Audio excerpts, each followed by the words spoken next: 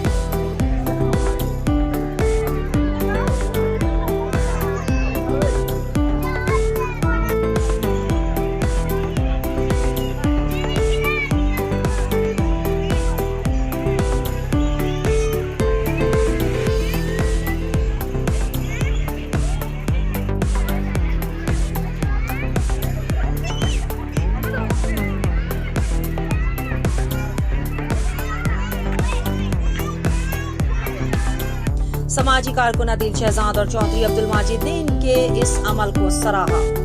इस प्रोग्राम को ताउन किया है शाहीन ग्रुप ऑफ पाकिस्तान ने। बेरी का 100% खालिस कुदरती शहद, फिटनेस टॉनिक, असील मुर्गों का गोश्त, असील जट कढ़ाई, देसी अंडे, असील व्हाइट कढ़ाई और चेहरे को खूबसूरत बनाने के लिए एलोवेक्स सोप दस्तयाब है।